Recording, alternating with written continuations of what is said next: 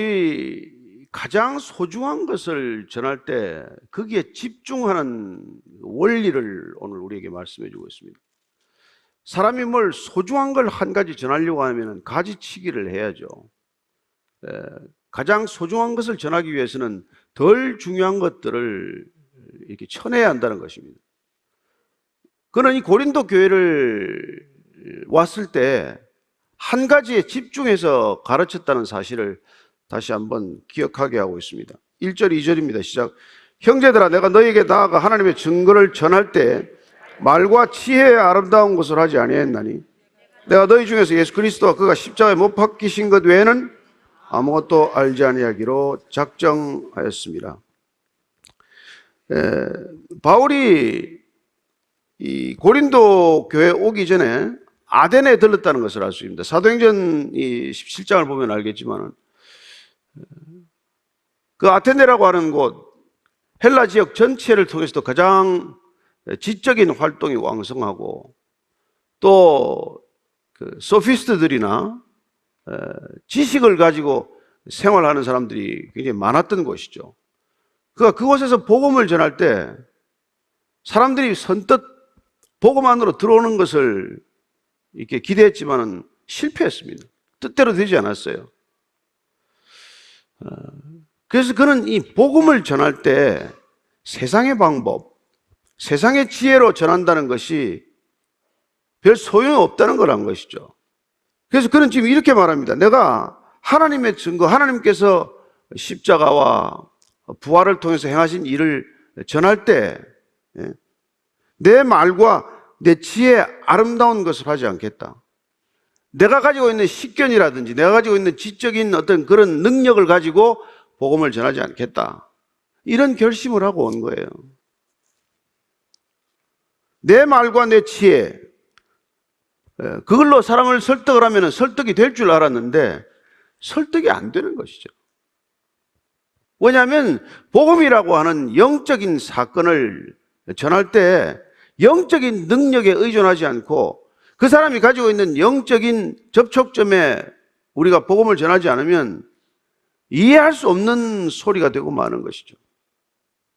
어쩌면 그는 복음이라고 하는 메시지는 최대한 간결하게 전하고 오히려 복음의 메시지를 살아내는 삶과 그 메시지에 괴리가 없는 것, 그가 전한 메시지대로 사는 것, 그게 더 중요하다는 것을 깨달았던 사람이죠. 말은 화려하게 하고 실제 삶은 그 말을 쫓아가지 못할 경우에 그 메시지는 능력이 없는 메시지가 되고 말지만 간결하게 전하면 전할수록 군더더기가 없이 핵심만 전하면 전할수록 그 핵심은 내게 와 닿을 뿐만 아니라 그 전한 사람이 그 핵심의 메시지대로 살기만 하면 그건 그 사람에게는 분명한 복음으로 전해질 수가 있다는 그런 얘기죠. 오늘날 우리가 이 시대를 사는 사람도 마찬가지입니다. 우리가 어떻게 예수님을 전할 수 있겠습니까? 우리가 복음을 전하는 방식은 어떤 방식이어야 합니까?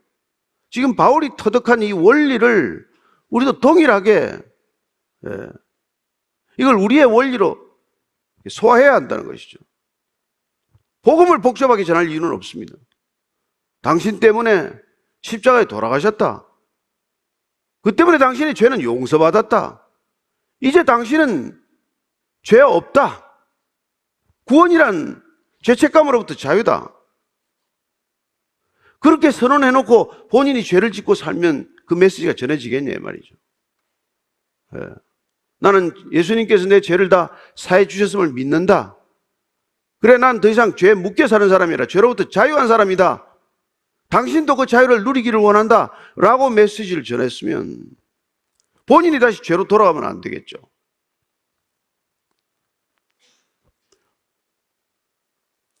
예수님은 십자가를 지고 이웃을 사랑했는데 우리는 그분의 메시지를 전하면서 이웃을 사랑하지 못한다?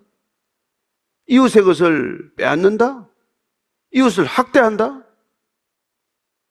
그러면 그가 전하는 메시지와 그의 삶은 불일치하는 것이고, 그러면 그가 기껏 메시지를 전했다고 하더라도 무슨 소용이 있냐는 말이죠. 그렇지 않습니까?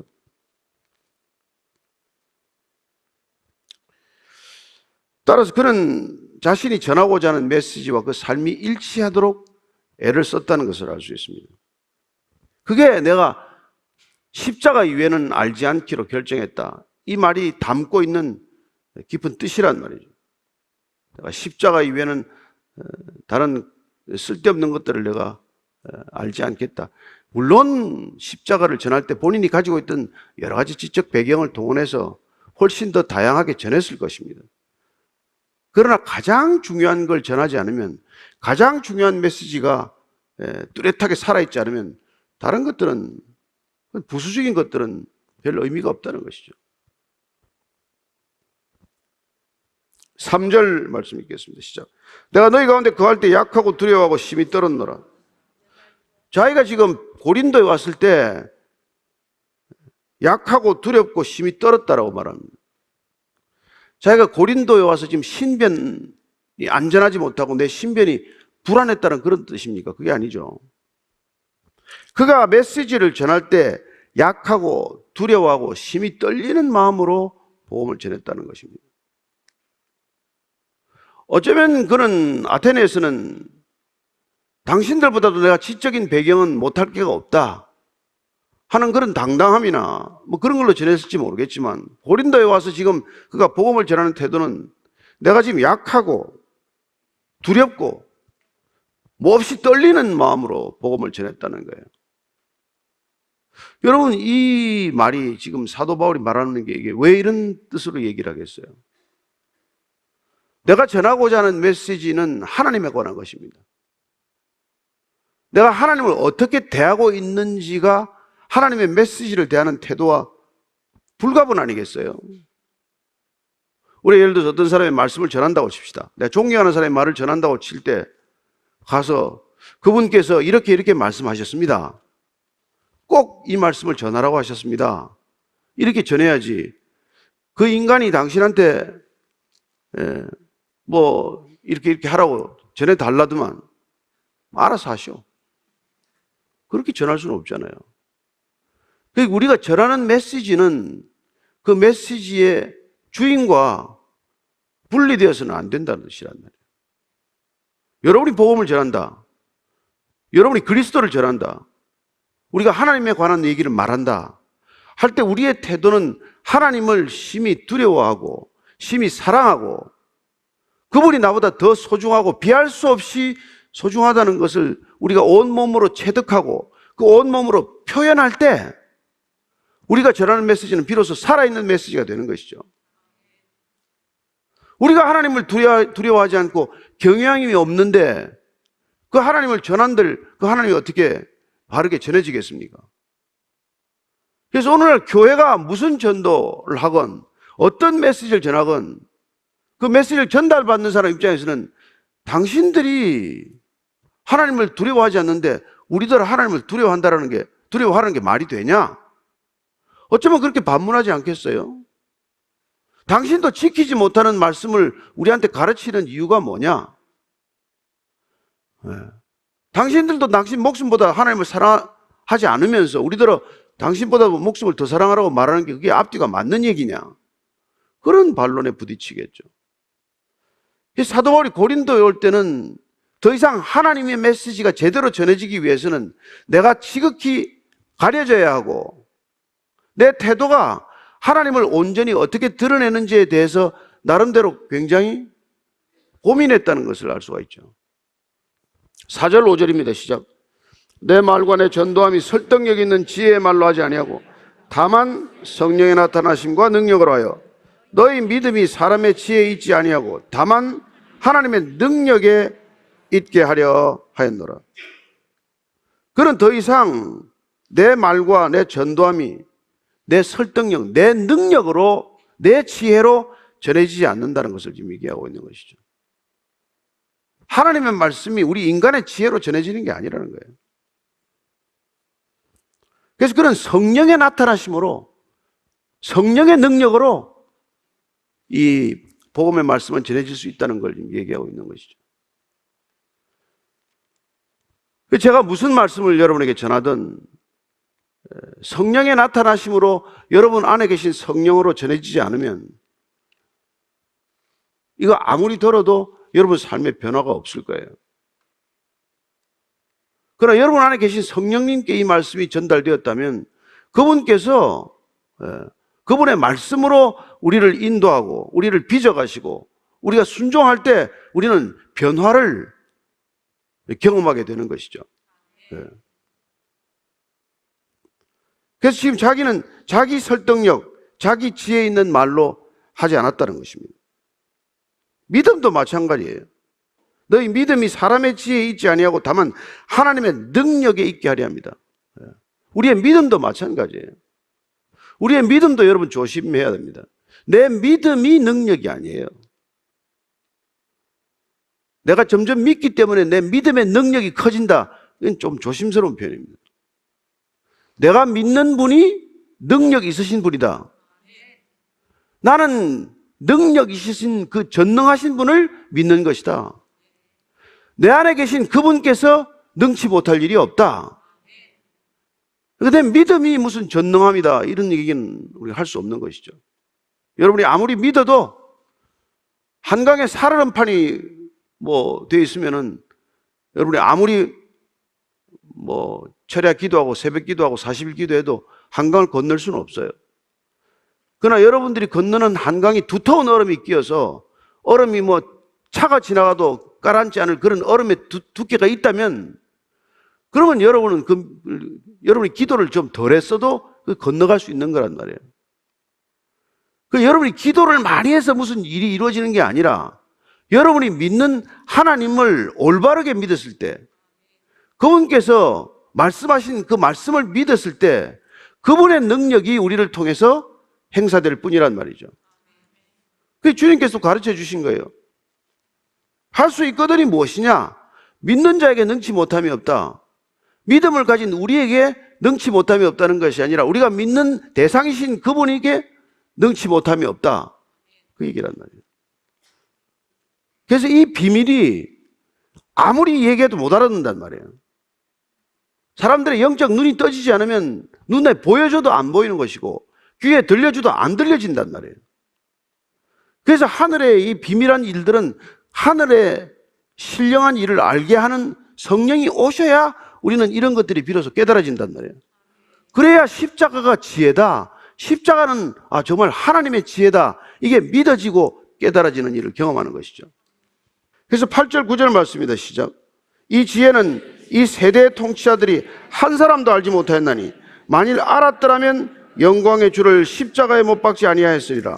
기록된 바 하나님이 자기를 사랑하는 자들 위하여 예비하신 모든 것은 눈으로 보지 못하고 귀로 듣지 못하고 사람의 마음으로 생각하지도 못하였다 함과 같으니라.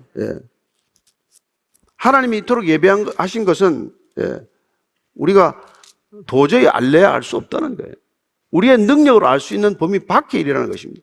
만약 예수님께서 그런 분이라면 그분이 이 땅에 그런 목적으로 오셨다는 것을 한 조각, 한 자락이라도 알았다면 도대체 누가 예수님을 십자가에 못 박을 생각을 했겠냐? 그러나 그 많은 사람들이 모여서 말이죠. 예수님을 조롱하고 채찍으로 때리고 가시 멸류관을 씌우고 자색 흉포를 입히고 침을 뱉고 말이죠. 그리고 십자가의 못을 받고 누구도 지금 그 예수님의 십자가 형이 집행되는 과정 중에 단 한 사람도 하나님께서 어떤 계획을 가지고 계셨다는 것을 단 한 사람도 알지 못했기 때문에 그런 일들이 일어났지만 인간은 누구도 모르는 그 일들 가운데 하나님 홀로 그 구원받을 가치가 터럭만큼도 없는 그 인간을 위하여 하나님께서는 구원의 계획을 한치의 어긋남도 없이 진행하고 계셨다는 거예요. 그런데 그걸 이제 우리가 귀로 들어도 모르고 지금 아무리 이렇게 얘기를 해도 못 알아듣지만 지금 이 말씀을 아무리 전해도 정말 여러분들 영적인 눈이나 귀가 안 열리면 저 지금 무슨 소리를 하고 있나 혼자서 그런 사람도 있을 거예요. 그러나 정말 하나님께서는 우리가 이 성경책이 우리 손에 들어오기 전부터 우리가 이 땅에 태어나기 전부터 아니 2000년 전에 예수님이 이 땅에 오시기 전부터 하나님께서는 모든 계획이 있으셨구나 이런 것들이 깨달아질 때 우리는 비로소 영적 눈이 뜨였다 영적 비밀을 알게 되었다 그렇게 얘기하는 것이죠. 그래서 지금 바울이 성령께서 무슨 일을 하셨는지를 10절, 11절 이렇게 말씀하고 있습니다. 시작. 오직 하나님이 성령으로 이것을 우리에게 보이셨으니 성령은 모든 것, 곧 하나님의 깊은 것까지도 통달하시느니라. 사람의 일을 사람의 속에 있는 영 외에 누가 알리오? 이와 같이 하나님의 일도 하나님의 영 외에는 아무도 알지 못하느니라. 성령으로 이걸 보였는데, 왜냐하면 성령은 하나님의 영이십니다. 하나님의 일은 하나님의 영이어야 알 수 있다는 것이죠. 하나님의 일을 하나님께서 알도록 하시기 위하여 그분은 영이신 성령님을 우리에게 보내주셨다. 그래서 그분이 우리 안에 들어오면 하나님께서 무슨 의도로 무슨 일을 하고 계신지를 깨닫게 된다는 거예요. 네. 그래서 여러분들이 비로소 구원에 관한 얘기가 이해가 되고, 구원에 관한 그런 기쁨이 느껴지고, 구원받은 삶이 어떻게 살아야 되는지에 대한 계획이 생기게 된단 말이죠. 사람의 일도 사람 속에 있는 영 외에 누가 알겠느냐? 하물며 하나님의 일을 하나님의 영이 아니고서는 어떻게 알겠냐? 성령이 그분 안에 오시면은 하나님께서 무슨 일을 계획하고 계시고 그분이 어떤 마음으로 우리에게 다가오시는지를 비로소 알게 된다는 것이죠. 자, 12절입니다. 시작. 우리가 세상의 영을 받지 아니하고 오직 하나님으로부터 온 영을 받았으니 이는 우리로 하여금 하나님께서 우리에게 은혜로 주신 것들을 알게 하려 하심이라. 사도 바울이 굉장히 중요한 걸 깨달았어요. 사람들이 다 영을 받긴 받았는데 무슨 영을 받았느냐에 따라서 이렇게 상반된 길을 가는 거예요. 어떤 사람은 세상의 영을 받았다고 했습니다. 어떤 사람은 성령을 받았어요. 그럼 성령을 받은 사람과 세상의 영, 악한 영, 성령과는 다른 영을 받은 사람하고는 무슨 차이가 있을까요? 어떤 차이가 있습니까? 다 인간은 영적이에요. 악한 영을 받아도 영적이고 성령을 받아도 영적인데 그 차이가 뭐라고 되어 있습니까? 네. 하나님께서 우리에게 은혜로 주신 것들을 알게 되는 차이다, 이렇게 말합니다. 그래서 여러분들이 성령을 받았으면 하나님께서 은혜로 주신 것을 알게 된다는 거예요. 아, 이거는 내 능력으로 지금 생긴 게 아니구나. 내가 누군가를 사랑한다면 이건 내 능력이 아니구나. 하나님께서 내게 주신 능력으로 은혜로 받은 것으로 내가 이분을 사랑하고 있을 뿐이구나. 그래서 우리가 성령의 9가지 열매가 우리 안에 맺히면은 이건 내가 내 노력으로 맺은 게 아니라 그분께서 보내주신 성령으로 은혜로 이 열매가 맺혔구나, 이걸 알게 된다는 거예요. 그래서 13절 이렇게 말합니다. 우리가 이것을 말하거니와 사람의 지혜가 가르친 말로 아니하고 오직 성령께서 가르치신 것으로 하니 영적인 일은 영적인 것으로 분별하느니라. 사람의 말로 아무리 가르쳐봐야 되는 일이 아닌데 성령께서 가르쳐 주시면은 그러면 영적인 일을 영적인 사건으로 이해하고 받아들이고 적용할 수 있게 된다, 이 말이죠. 저는 여러분들이 신앙생활을 하면서 점점 영적인 사람이 되기를 축원합니다. 영적인 눈을 자꾸 떠가면은 세상은 은혜라고 생각하지 않아요. 누가 월급 받고 나서 은혜 받았다고 하겠습니까? 그러나 여러분들이 은혜의 사람이 되면은 비록 월급을 받았지만은 정말 사장님 수고 많으시다. 예? 우리 회장님은 정말 이 많은 직원들 먹여 살리느라고 정말 수고 많으시다. 내가 한 것에 비하면 턱없이 많은 은혜를 부어주셨구나. 그렇게 그 월급조차도 은혜로 받게 된단 말이에요. 여러분이 지나가다가도 뭐 정말 도로 하나를 보더라도 어떻게 이런 내가 여기 서울에 살면서 도심에 흙탕 먼지를 일으키지 않고, 예? 비가 와도 흙탕물 튀기지 않고 이렇게 걸어갈 수 있나, 이게 느껴진단 말이에요. 아침에 샤워를 해도 물줄기를 하나 틀어도 어떻게 뭐 꼭지만 틀면 따뜻한 물이 이렇게 나오나, 예? 화장실에 이거 한번 내렸는데 어떻게 그렇게 쑥 다 빠져나가나. 이런 게 여러분들 다 은혜로 와서 닿는단 말이에요. 실제입니다, 여러분. 예? 그 마음 가운데 얼마나 풍성해지겠어요? 여러분들 삶이 얼마나 달라지겠습니까? 얼마나 여러분들 여유로워지냐, 이 말이에요. 그래서 손을 펴는 사람이 되는 것이죠. 예. 그래서 더 이상 그는 자기 힘과 능력으로 살아가는 삶의 방식을 믿지 않게 된단 말이에요. 내 능력과 내 힘으로만 살아가는 게 인생이 아니라는 것을 경험했기 때문에, 그는 그 은혜의 놀라운 능력을 경험했기 때문에 그는 비로소 영적인 사람이 되어가는 거란 말이죠. 그게 여러분들이 예수 믿게 된 이유고 예수를 믿고 나서 달라진 변화란 말이죠. 그러나 14절입니다. 시작. 육에 속한 사람은 하나님의 성령의 일들을 받지 아니하나니 이는 그것들이 그에게는 어리석게 보이며 또 그는 그것들을 알 수도 없나니 그러한 일은 영적으로 분별되기 때문이라. 여기 육에 속한 사람, 흙의 사람, 땅의 사람인데 조금 더 사도 바울이 표현하고자 하는 것은 하나님을 거부하고 하나님의 지혜를 없다 하고 자기의 것으로만 살아가고자 하는 그런 의미에서 단순히 육의 사람이라기보다는 혼적인 사람으로 번역하는 게 더 뜻에 가까울 거예요. 그래서 우리가 교회에 만약에 영적인 사람들이 있으면은 하나님의 뜻을 쫓아가는 교회 공동체가 되겠지만 영적인 눈이 가려진 사람들만 여기 있다면은 세상적인 방법으로 세상의 것들을 아무리 논의하고 아무리 많은 사람이 모여서 아무리 많은 결정을 하더라도 세상 방식의 결정을 할 것이고 세상이 하는 일 이상의 그 일을 할 수는 없는 일이죠. 하나님과는 때로 상관없는 일을 하면서도 하나님의 일이라고 착각하겠죠. 그런 일이 일어난단 말이죠. 자, 그래서 15절입니다. 시작. 신령한 자는 모든 것을 판단하나 자기는 아무에게도 판단을 받지 아니하느니라. 여기도 신령한 자라고 번역을 했지만 사실은 이게 영적인 사람, 영적인, 신령하면 조금 더 강한 번역이 됐는데 영적인 사람들은 이 혼적인 사람이나 육적인 사람에게는 판단을 받지 않는다고 말합니다. 다 같이 성령의 사람들이라면 판단할 수 있겠지만 누군가 육적인 사람이 혼적인 사람이 영적인 사람을 판단할 수는 없다는 것입니다.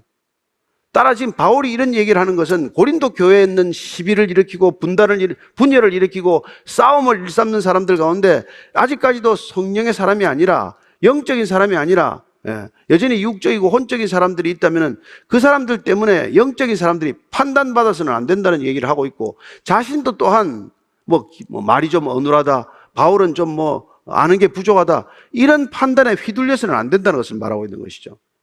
여러분들이 만약 정말 우리가 신앙 가운데서 하나님의 사람으로, 영적인 사람으로 여러분들이 정말 바뀌었다면 세상이 여러분들을 평가하는 것에 대해서 연연하지 않게 될 것입니다. 세상이 여러분들을 어떻게 평가하든 여러분들이 그 말에 휘둘리지 않을 것이고 그 평가에 묶이지 않을 것이고 그 평가에 마음을 빼앗기지 않을 것이라는 것을 알 수 있습니다. 그게 여러분들이 영적이 되어야 하는 이유고 영적인 사람들이 살아가는 삶의 방식이란 말이에요.